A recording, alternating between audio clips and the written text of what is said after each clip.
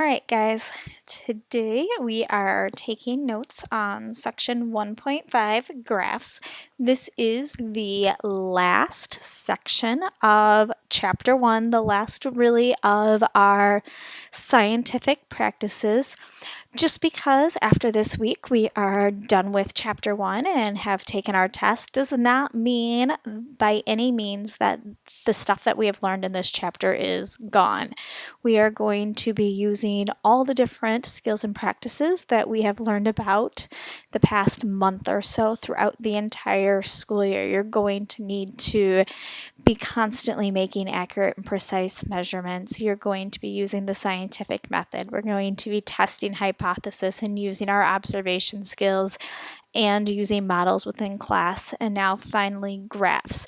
Graphs is a very important practice for scientists around the world. It can take a pretty complicated data set and make it much easier to read.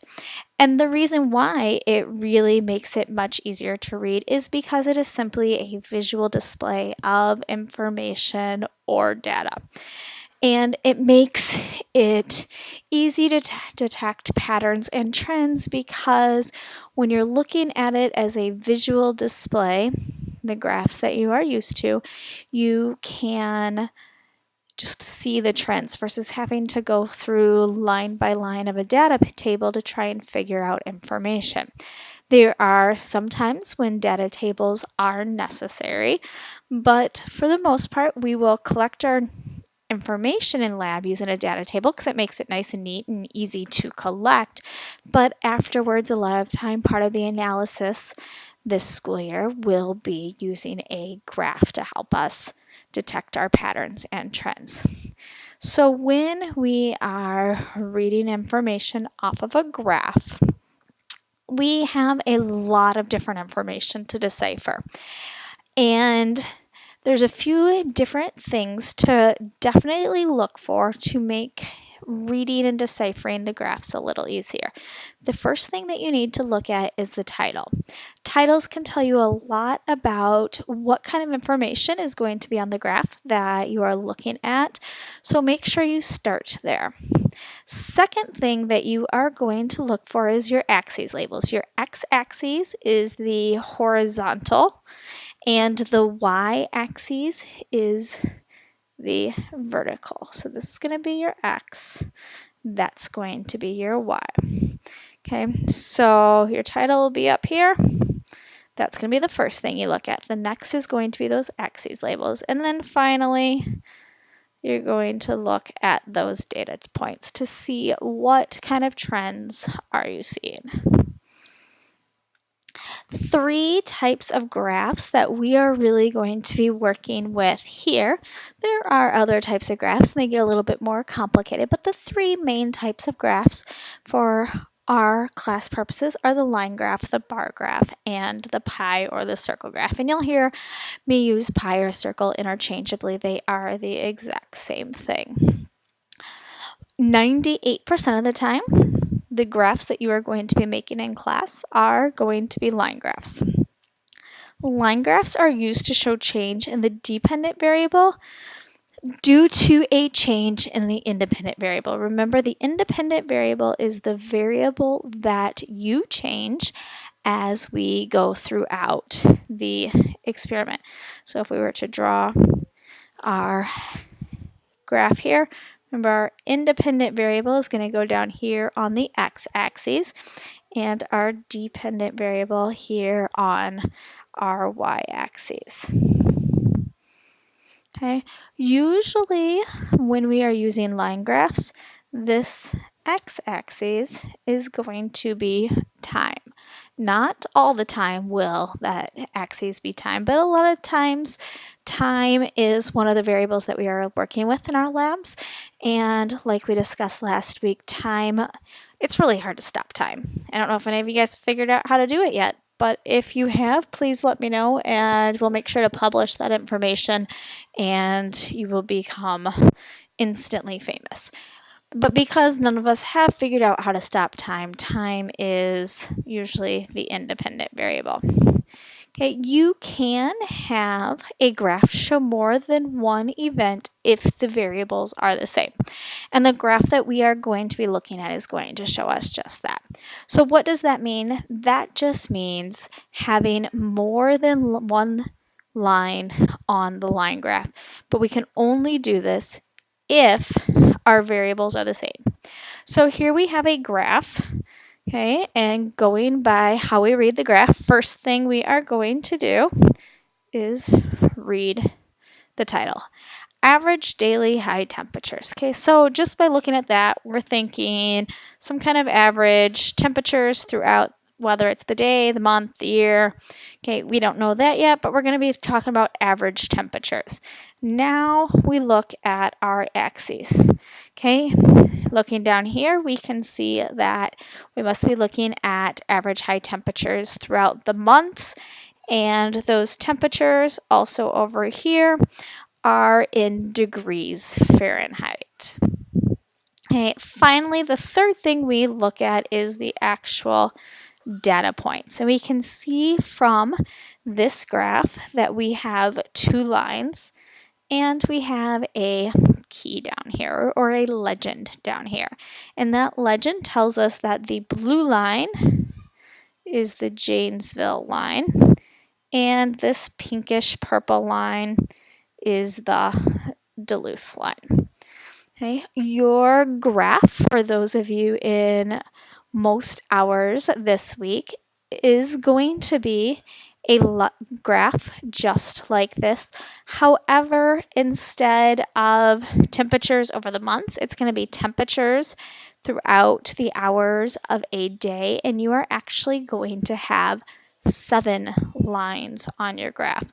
So it will get a little bit complicated, but we'll talk about how to make it a little less complicated as we get towards the end of our notes today.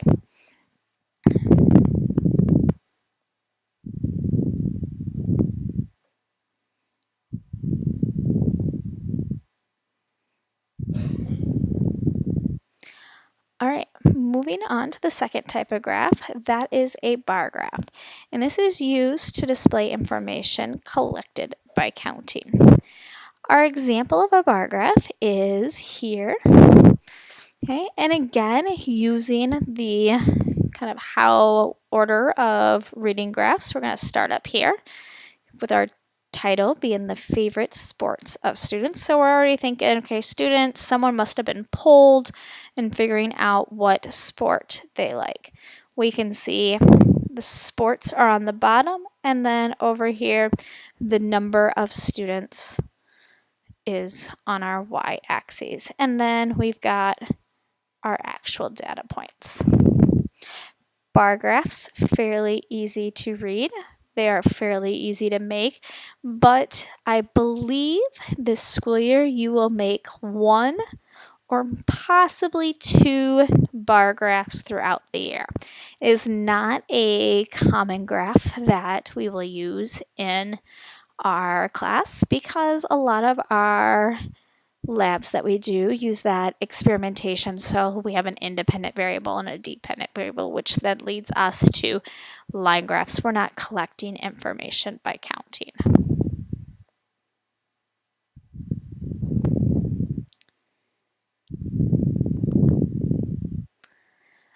Final type of graph that we have is the pie or the circle graph. Remember, you can use those interchangeably. Okay, and a pie graph is used to show how some fixed quantity is broken down into percents. Okay, for those of you math-minded, if you have the part divided by the whole times 100, you get that percentage. So if I have 12 out of 24 students answer something, that gives me 0.5 times 100 gives me 50%. Okay. I can then figure out what the piece of the circle is, taking that percent, dividing it by 100, multiplying it by 360, and that will give me the degrees. And then I can get my compass and my protractor out and draw my circle and all that kind of stuff, but you really don't need to know that portion. Okay. I do not believe, besides in our study guide, you will need to make a pie graph, but you might have to make pie graphs in other classes, whether it is in human geography or if you're down in business. Business likes pie graphs a lot.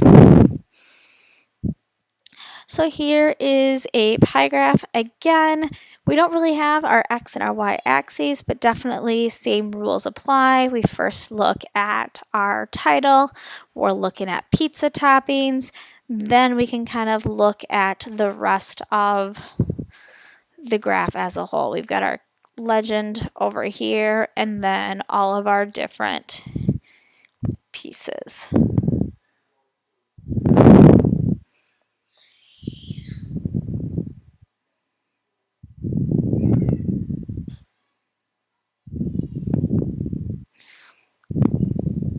Okay, finally, probably the most important slide that I will give you all year, and I only say most important because probably the information you will use the most often. That is making graphs. First thing is scale. Okay, you need to use as much of the piece of paper as possible. So if my screen right now is your piece of paper that you are given, please do not give me a graph that only takes this much of the paper. It should be nice and big and take up most of that paper. Okay. Next, make sure you label the axes with the correct measurements and units. So again, x-axis has my independent variable, and I want what I'm measuring, so time, and then in parentheses, the units of measurement. Over here is my y-axis. That is my dependent variable, and let's just say I am distance in meters.